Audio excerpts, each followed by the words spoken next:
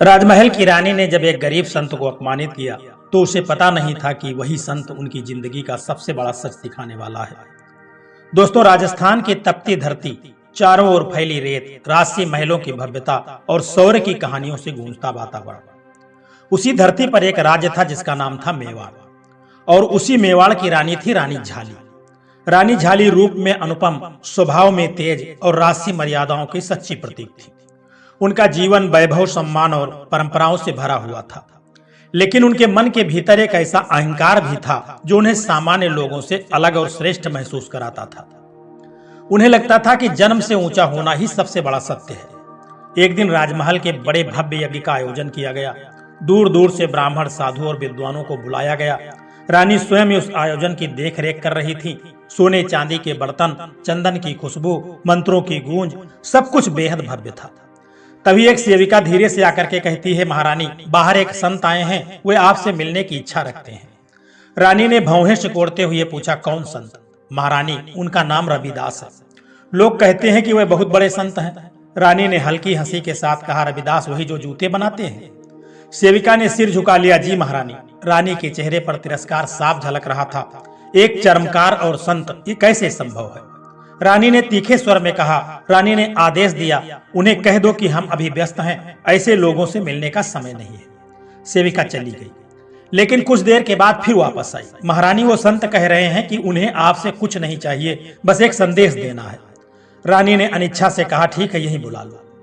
कुछ ही देर में एक साधारण वेश में संत महल में प्रवेश करते हैं। न कोई आभूषण, न कोई शाही ठाठ, बस सादगी। उनकी आंखों में एक अजीब सी शांति थी, जैसे वह दुनिया के हर सुख दुख से ऊपर उठ चुके हों। रानी ने उन्हें ऊपर से नीचे तक देखा और मन ही मन सोचा, ये संत हैं, ये तो साधारण व्यक्ति हैं। संत ने हाथ जोड़ करके प्रणाम किया, माता आपका कल्याण हो। रानी ने औपचारिकता निभाते हुए सिर हिलाया, कहो संत, क्या संदेश है? संत ने मुस्कुराते हुए कहा, माता, मैंने सुना है कि आप बहुत बड़ा यज्ञ करवा रही हैं, बहुत अच्छा कार्य है, लेकिन एक बात पूछूं? रानी ने थोड़े गर्व से कहा, पूछो।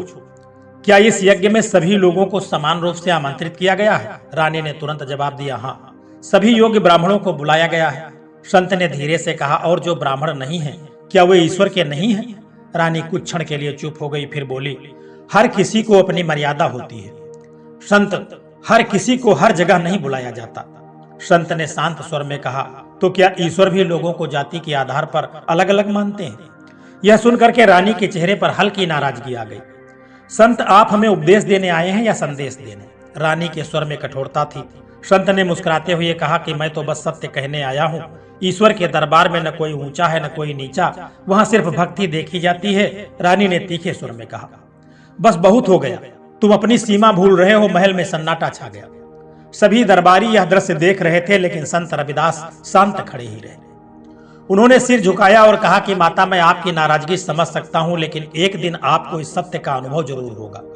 रानी ने उपेक्षा से कहा कि जाओ यहां से। संत ने बिना कुछ कहे हाथ जोड़ करके प्रणाम किया और महल से बाहर चले गए। दोस्तों, संत के जाने के बाद भी उनके शब्द रानी के मन में गूंजते रहे। ईश्वर के दरबार में न कोई ऊंचा है, न कोई नीचा। रानी ने खुद को समझाया, यह सब बकवास है। एक चर्मकार हमें धर्म सिखाएगा, लेकिन भीतर कहीं न कहीं एक हल्की सी बेचैनी पैदा हो चुकी थी। उस रात रानी को नींद नहीं आई। बार बार हुआ वही शब्द, वही चेहरा, वही शांति। आखिर उस व्यक्ति में ऐसा क्या था? रानी सोचने लगी। उनकी आंखों के सामने संत का चेहरा घूम रहा था। सादा जीवन, लेकिन अपार आत्मविश्वास। अचानक उन्हें एक सपना आया। उन्होंने देखा कि एक विशाल मंदिर बना हुआ है, जिसमें सभी लोग तो प्रवेश कर रहे हैं, राजा, रंक, ब्राह्मण, चर्मकार, लेकिन जब रानी अंदर जाने की कोशिश करती है तो दरवाजा बंद हो जाता है। एक आवाज आती है, यहाँ अहंकार वालों के लिए जगह नहीं है। रानी घबरा करके उठ बैठी। दोस्तों, सुबह का समय था। महल के आंगन में हल्की धूप फैल चुकी थी, लेकिन रानी झाली के मन में अजीब सी बेचैनी फैली हुई थी। रात का वह सपना उन्हें बार बार याद आ रहा था, यहाँ अहंकार वालों के लिए जगह नहीं है।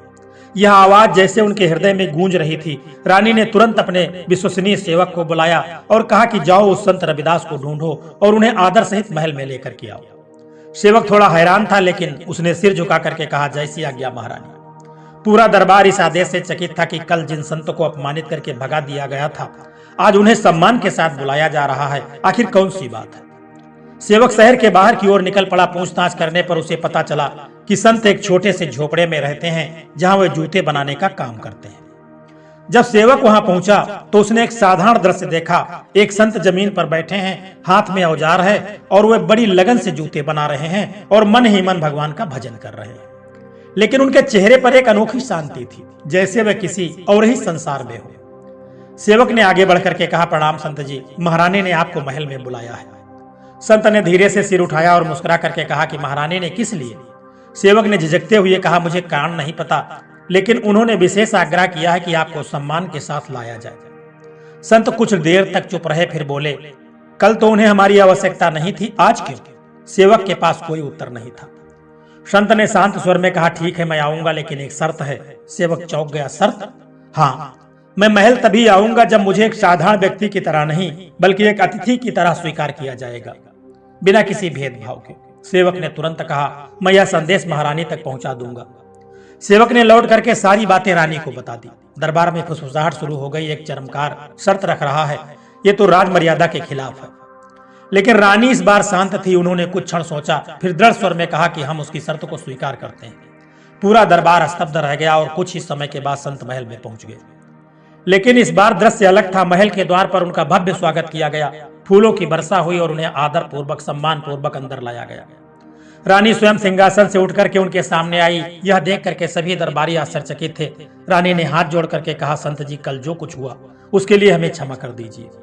संत ने मुस्कुरा करके कहा, माता, मैं किसी से नाराज नहीं होता, मैं तो बस सत्य कहता हूँ। रानी के मन में अभी भी द्वंद्व था, एक तरफ उनका अहंकार, दूसरी तरफ संत की शांति। उन्होंने सीधे पूछा, संत, क्या सच में ईश्वर के लिए सभी बराबर है?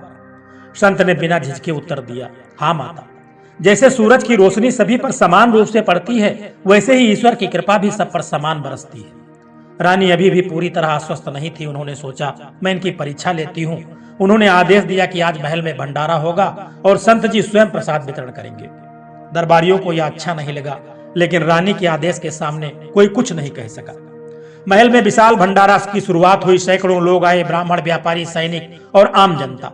संत रविदास स्वयं प्रसाद बांटने लगे। उनका चेहरा शांत था, हर व्यक्ति को वे समान भाव से देख रहे थे। तभी एक अजीब घटना घटित हुई। एक ब्राह्मण जो संत को नीची जाति का मानता था, प्रसाद लेने से मना कर देता है। मैं एक चरमकार के हाथ का प्रसाद नहीं लूंगा। महल में सन्नाटा छा गया।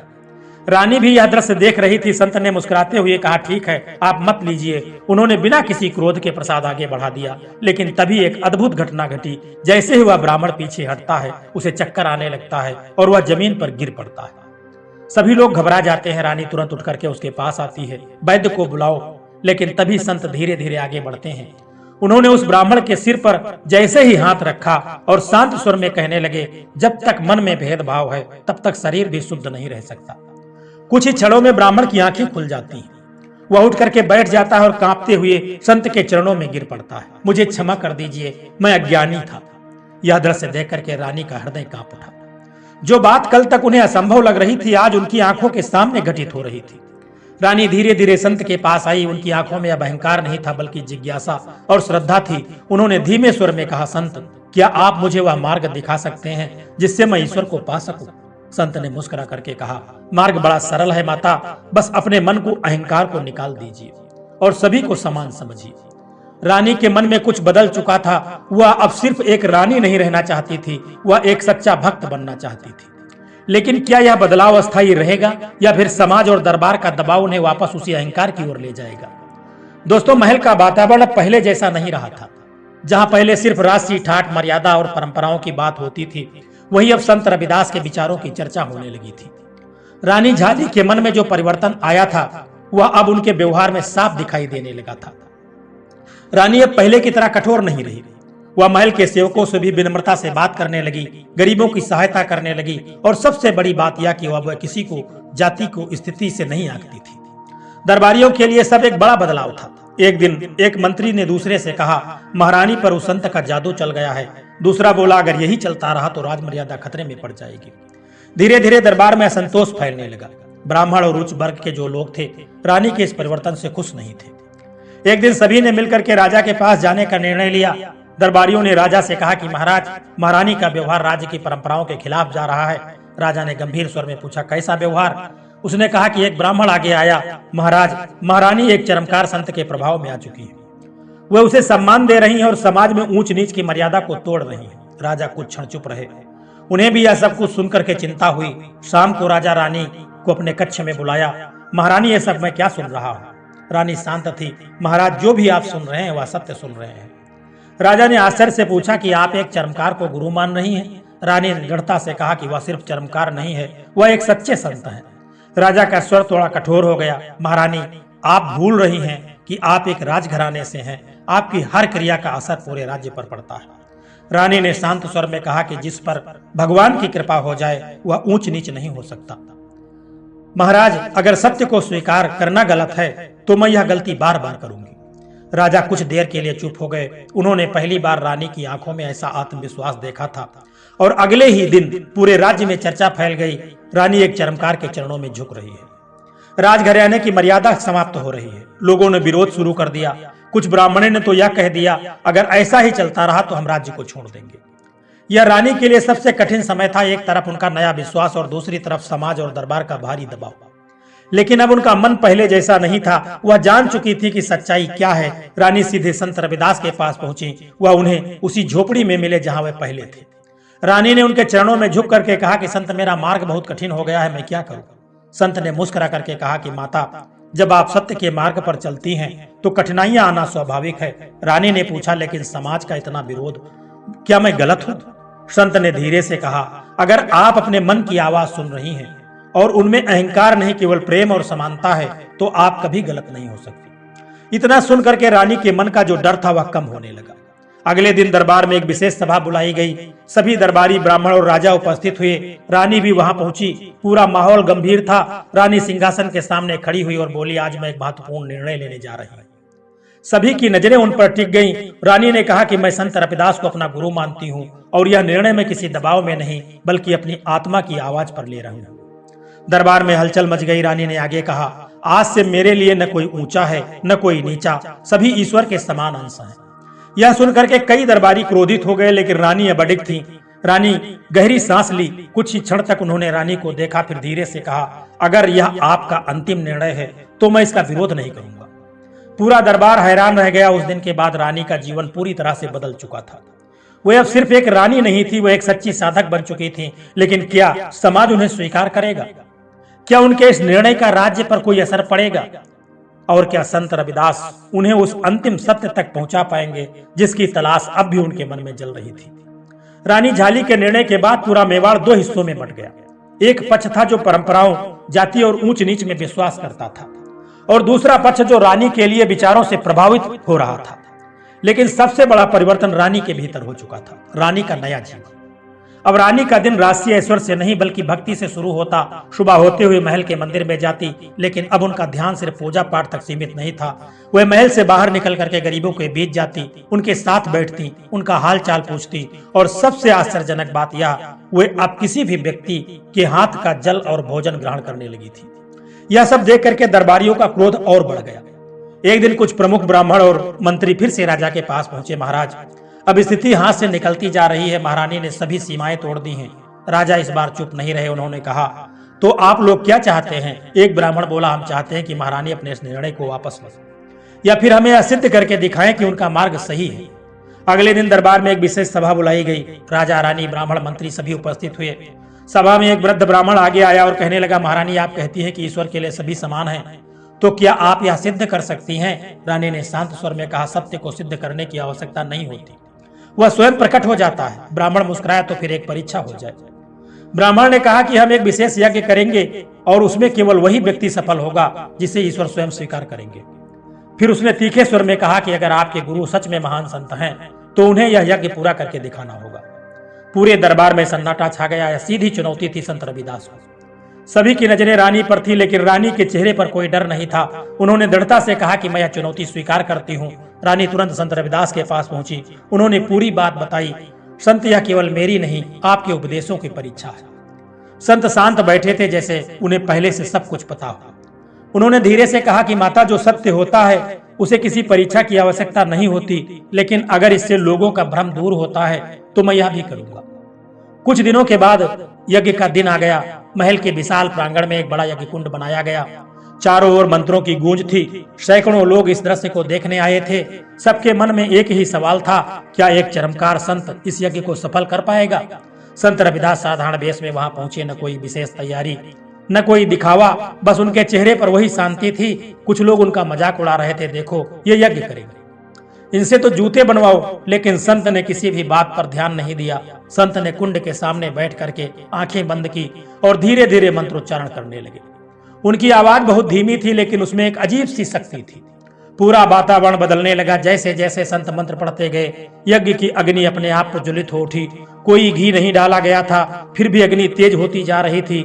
लोगों की आंखें फटी की फटी रह गई। अचानक ऐसा लगा कि जैसे अग्नि में से एक दिव्य प्रकाश निकल रहा हो और उस प्रकाश में एक आकृति दिखाई देने लगी। लोग डर और आश्चर्य से कांपने लगे। ब्राह्मण जो अब तक संत का विरोध कर रहे थे, उनके चेहरे पर पसीना आ गया। तभी एक आवाज गूंजती हुई सुनाई देती है कि जो मुझे सच्चे मन से भजता है वही मेरा प्रिय है। यह आवाज इतनी प्रभावशाली थी कि पूरा वातावरण थर्रा उठा। सभी लोग जमीन पर गिर पड़े। जब सब कुछ शांत हुआ तो सभी की नजरें संत रविदास पर थी। अब कोई उन्हें चरमकार नहीं कह रहा था, अब वे सबके लिए एक सच्चे संत बन चुके थे। वही ब्राह्मण जिन्होंने चुनौती दी थी आगे आए और संत के चरणों में गिर पड़े, हमें क्षमा कर दीजिए, हम अज्ञानी थे। संत ने उन्हें उठाया और कहा, ज्ञान वही है जो अहंकार को समाप्त कर दे। रानी यह सब देख करके भावुक हो गई। उनकी आंखों से आंसू बहने लगे। आज उनका विश्वास पूरी तरह सत्य साबित हो चुका था। राजा भी आगे आए, उन्होंने संत को प्रणाम किया। आज आपने हमें सच्चा धर्म दिखाया है। उस दिन के बाद पूरा राज्य बदल गया। लोगों ने जाति और ऊंच नीच का भेदभाव को छोड़ना शुरू कर दिया। रानी झाली अब केवल एक रानी नहीं थी, वे भक्ति और समानता का प्रतीक बन चुकी थी। लेकिन अभी कहानी खत्म नहीं हुई है, क्योंकि भक्ति का अंतिम चरण अभी बाकी है, जहां रानी को एक ऐसा अनुभव होगा जो उनके जीवन को पूरी तरह से बदल देगा। दोस्तों, मेवाड़ अब पहले जैसा नहीं रहा था। जहां कभी ऊंच नीच, जाति और अहंकार का बोलबाला था, वहां प्रेम, समानता और भक्ति की गूंज सुनाई देने लगी थी। इस परिवर्तन का केंद्र में थी रानी झाली, लेकिन उनके भीतर एक और खोज बाकी थी, एक ऐसी तलाश जो उन्हें दिन रात बेचैन कर रही थी। एक शाम सूर्यास्त हो रहा था, आकाश लालिमा से भरा हुआ था। रानी महल की छत पर खड़ी थी, उनकी आंखें कहीं दूर खोई हुई थी। उन्होंने धीरे से खुद से कहा, मैंने सब कुछ पा लिया, लेकिन फिर भी कुछ अधूरा है। उन्हें संत रविदास के शब्द याद आ गए, भक्ति का अंतिम चरण है ईश्वर का साक्षात्कार, या वह अनुभव था जिसकी अब उन्हें चाह थी। अगले ही दिन रानी संत रविदास के पास पहुंची। वे उसी सादगी में बैठे थे जैसे हमेशा रहते थे। रानी ने उनके चरणों में बैठ करके कहा, गुरुदेव, आपने मुझे सत्य का मार्ग दिखाया, मेरे अहंकार को तोड़ दिया, मुझे भक्ति सिखाई, लेकिन अब भी मेरे मन में एक प्रश्न है। संत ने बड़े स्नेह से पूछा, क्या प्रश्न है माता? रानी की आंखें में गहरी तड़प थी, क्या मैं ईश्वर को देख सकती हूँ? संत रविदास मुस्कुराए। उन्होंने कहा, ईश्वर को देखने की इच्छा तभी पूरी होती है जब देखने वाला मैं ही समाप्त हो जाए। रानी कुछ समझ नहीं पाई, मैं समाप्त हो जाऊं? संत ने समझाया, जब तक तुम्हारे मन में मैं और मेरा है तब तक तुम ईश्वर को अलग मानोगे, लेकिन जब यह भेद मिट जाएगा तब तुम्हें हर जगह वही दिखाई देगा। संत ने रानी को एक साधना बताई, कुछ दिनों तक तुम एकांत में बैठो, अपने मन को शांत करो और हर व्यक्ति, हर वस्तु में ईश्वर को देखने का प्रयास करो। रानी ने तुरंत यह साधना शुरू कर दी। इसी तरह से दिन बीतते गए। रानी अब महल के एक शांत कक्ष में बैठती, आंखें बंद करती और अपने भीतर झांकती। शुरुआत में उनका मन भटकता रहा, कभी पुराने विचार, कभी अहंकार की झलक, लेकिन धीरे धीरे उनका मन शांत होने लगा। एक दिन ध्यान में बैठी रानी ने अजीब सा अनुभव हुआ। उन्हें ऐसा लगा जैसे उनके भीतर एक प्रकाश जल उठा हो। वह प्रकाश बड़ा शांत था, बहुत मधुर था। उनकी आंखों से आंसू बहने लगे। अब रानी जब भी किसी को देखती तो उन्हें उसमें कोई भेद नहीं दिखाई देता था, चाहे वह सेवक हो या एक ब्राह्मण हो, चाहे वह गरीब हो, चाहे वह अमीर हो, हर चेहरे में उन्हें एक ही झलक दिखाई देने लगी थी। एक रात जब पूरा महल सो रहा था, रानी अपने ध्यान में लीन थी। अचानक उनके सामने एक दिव्य प्रकाश प्रकट हुआ। वह प्रकाश इतना तेज था कि आंखें खुली होने के बावजूद बंद जैसी लग रही थी, और उस प्रकाश में एक मधुर आवाज गूंजी, मैं हर जगह हूँ, हर रूप में हूँ, तुम मुझसे अलग नहीं हो। रानी का हृदय भर आया। उन्होंने हाथ जोड़ करके कहा, प्रभु क्या आप हैं? आवाज आई, मैं हमेशा तुम्हारे साथ था, बस तुम्हारी दृष्टि बदलने की आवश्यकता थी। उसी क्षण रानी का मैं पूरी तरह से समाप्त हो गया। अब वह खुद को अलग नहीं मानती थी, वह हर चीज में उसी ईश्वर को देखने लगी। अगले दिन रानी संत रविदास के पास पहुंची। उनकी आंखों में अब एक अलग ही चमक थी, एक गहरी शांति थी। उन्होंने संत के चरणों में गिर करके कहा, गुरुदेव अब मुझे सब कुछ समझ में आ गया। संत ने मुस्कुरा करके पूछा, क्या देखा तुमने? रानी ने भावुक होकर के कहा, मैंने ईश्वर को नहीं देखा, मैंने खुद को मिटते हुए देखा और हर जगह वही दिखाई दिया। संत ने कहा, यही सच्ची भक्ति है।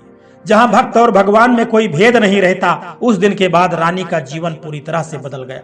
वह अब केवल भक्ति में ही लीन नहीं थी, बल्कि उन्होंने अपना जीवन समाज की सेवा में लगा दिया था। वह लोगों को यही सिखाने लगी, ईश्वर को पाने के लिए किसी ऊंचे स्थान या विशेष जाति की आवश्यकता नहीं होती, बस एक सच्चे मन की जरूरत होती है। समय बीतता रहा, लेकिन रानी झाली और संत रविदास की यह कहानी अमर हो गई। यह कहानी हमें सिखाती है, अहंकार सबसे बड़ा अंधकार है। सच्ची भक्ति में कोई भेदभाव नहीं होता और ईश्वर को पाने का मार्ग हमारे भीतर ही है। जिस दिन इंसान अपने अंदर से मैं को मिटा देता है, उसी दिन उसे हर जगह भगवान नजर आने लगते हैं। दोस्तों, यह कहानी आपको कैसी लगी है, एक प्यारा सा कमेंट करके जरूर बताना। और यदि यह वीडियो आपको पसंद आया है, अच्छा लगा है, तो इस वीडियो को लाइक शेयर करना और चैनल को सब्सक्राइब करने की भी कृपा कर देना। जय श्री कृष्णा, राधे राधे।